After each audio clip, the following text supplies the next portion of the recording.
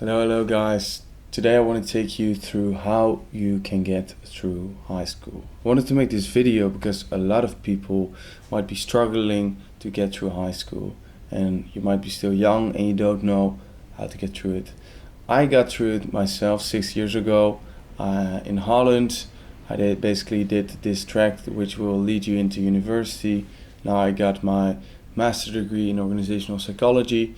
And looking back, I struggled a lot, but I also was smart enough to find ways to make it easier for myself. And looking back, I wanted to give you these things because I would say these things to myself when I was again in high school. So if you're in high school, look at this video.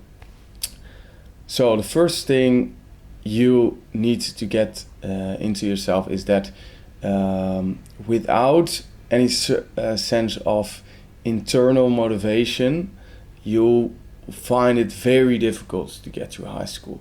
So if you, for example, don't like half of the subject you're having, it's gonna be a hassle to get through it because you don't like to do it, and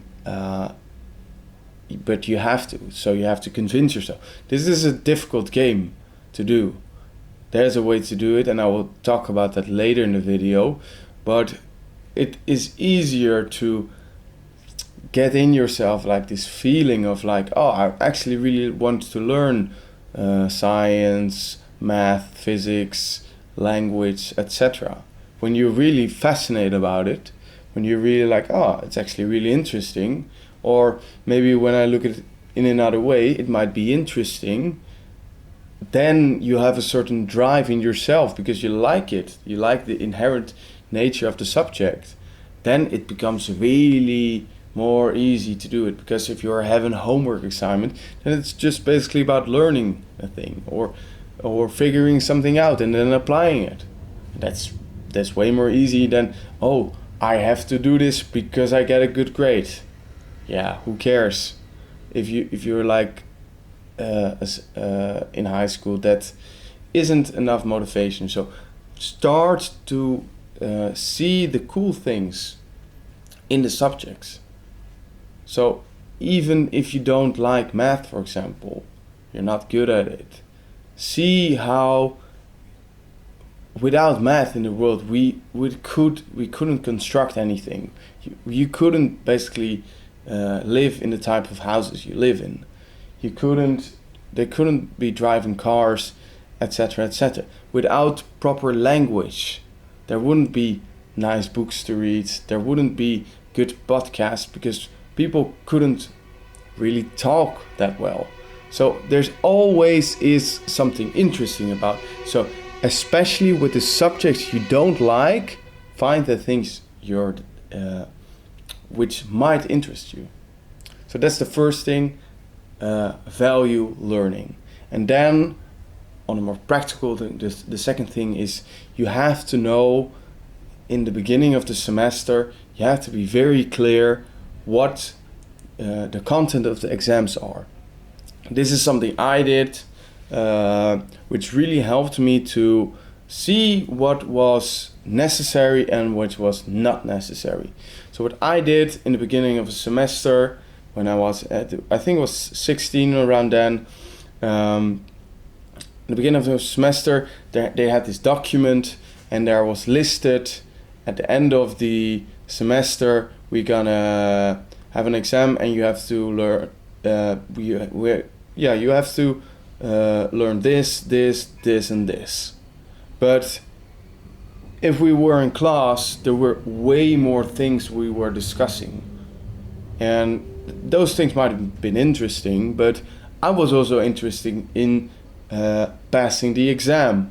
So what I did is I always focused on the things that were in the documents. And this made it very easy for me because I knew, like, in the end of the semester, if I just know these things, I would pass easily.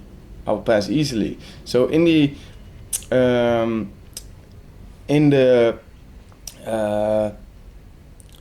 when the exam came closer, I prepare these things. I started to drill these things instead of countless homework assignments which weren't for a grade or anything. So know which things count, are the heaviest in your grade, and if you know that, you know which to focus on. So you can maybe have a 10 for something which doesn't count as much, and you can have a 4 for something that counts really heavily, and then you're screwed. So you have to put your attention on things that really matter for the end of your grades to pass, then to make it easier. Then the third thing I want to say is that as a teenager in high school, it might be very boring, and then there come all sorts of things along, parties, alcohol, drugs, and stuff. Sometimes you won't be in touch with it, but sometimes you will. I certainly can say that if you want to excel in your study, if you want to pass your study, if you're struggling, you have to keep a distance from these things, especially drugs and alcohol. Party, you can go there, but alcohol will like ruin your habit you have. So for example, if you go to a party on Friday and you have still some homework to do, then you're hungover, and it's just really difficult to do the things you need to do. It's really difficult because you don't want to, you don't feel like to, you're feeling awful actually. So so when you drink or you do drugs or anything, what basically happens is you have a real high peak, and that is nice, of course, but then you have a down. So if you just go to a party and you maybe drink 2 drinks, or you don't drink at all, you just drink some soft drinks or anything, some sugary drinks, I mean, like cola or anything, you basically have the time of the party, which you can't do anything, but you will have the next day and you're fresh. Maybe you are a little bit tired because you went to bed late, but that's okay. So you still have the whole next day to do things. Well, a lot of people know if they do use substances or drink a lot, that the next day you don't want to do anything. You might be just watching at the television, scrolling to social media, or maybe hanging out and ordering pizza with someone, and you're just not going to do anything. So when you have this party on Fridays, Saturday is lost, then Sunday you're out of the rhythm because you did a day nothing. So you're probably also going to feel like, fuck man, I don't want to do, I have to do it, but I don't really like to. I guarantee you, if you go soft on drugs and alcohol, studying is so much easier. It's so much easier. You will be in a place where you still have fun at parties. You might be a little bit anxious, but this will fade away if you stay long enough at the party. You will get in a social mood eventually. It just takes some time.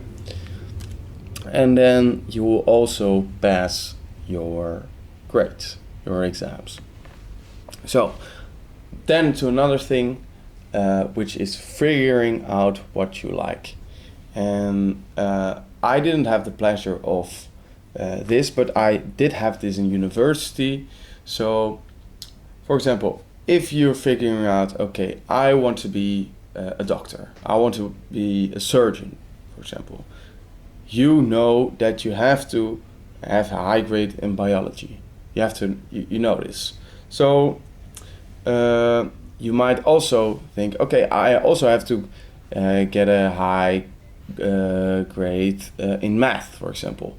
So biology is maybe something which fascinates you, but math isn't so much. But you have now this external, and this is what I talked about earlier. So you have the internal, but this is an external way of motivating yourself, because you want to get into math school, and now you're like, okay, because I want to get into med school, I will do the math. So you might you're more motivated to get this grade because you know you will get into med school. So if you don't already know what you like, it's really important, especially at a young age, to find out what the area, at least the area, is you're passionate about. If you don't have this, you're just looking for trouble. You're looking for trouble. I know so many people who didn't have something which they're passionate about and converted this into something they started to learn about or work in, and frankly they are most of the cases not on the high end of people who are successful, fulfilled, happy and stuff. And I can just see this. People who have a drive of something they like to do, they're like, okay, I have all the motivation in the world. I feel great. I take good care of myself, etc., etc. It's like a really important attractor of a good life. So you can, for example, go to a counselor who specializes in careers, or a coach or anything, or you might be going to an assessment to find out. But if you don't have the money for this, just ask your parents. They will certainly pay for it. When you just say, Mom and Dad, I don't know what I want to do, but I really feel like this is something which is very important. So, and I found this online, this course or this coach, which basically helped me find out what I like. And it costs this amount of money, and maybe when I'm older and have the money, I want to pay it back. But if not, I think it's a real missed opportunity. And if you bring it like that, I think your mom and dad, if they can miss the money, they will certainly understand, and they will see this as something which is, it's just a sign of adulthood, and you're just taking responsibility for the things which really matter, and finding your passion really matters. So with that said, I will go into the last one to get through high school, and this is your efficiency when learning. So we all already talked about the effectiveness. So that's basically knowing what is important to learn. So you're not wasting your time on things which aren't really tested anyway. So which will not count with grades. But then there's also the efficiency. So when you know where to go, what's the best way?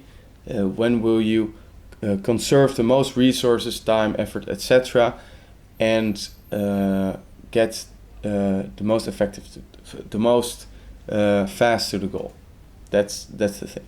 So I look back, and especially when I was young, I was really efficient at doing my homework, studying, and then there were a few things that happened. So first of all, I started listening music when I studied, which took some of my attention and divided it, so I didn't have my full attention.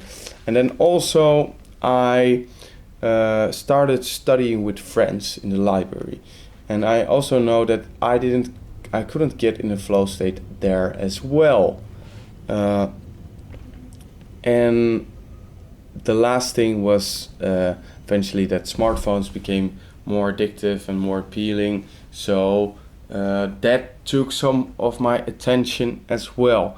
And to really get into the work, you have to be 100% focused. You can't like, I'm just gonna do a bit of math, and then I'm gonna talk with a friend for 1 minute and then go again, because the best time is when you're in a flow state or you're doing deep work, when you're fully absorbed and fully focused on something. That is when you're the most efficient. So go to a library where it's silent. I always sat at like looking at a wall, so I couldn't see people going from left to right. I had earplugs in. I didn't listen to music. I didn't take my phone with me. That was also something. I left it at home. So just do that. Yeah, just leave it. Just leave it. You can be on it the whole evening if you want to, but just leave it, or go back home if you want to. It's like maybe 30 minutes back and forth, or I don't know what time it is. That was it for me. I easily wasted half an hour on my phone every day.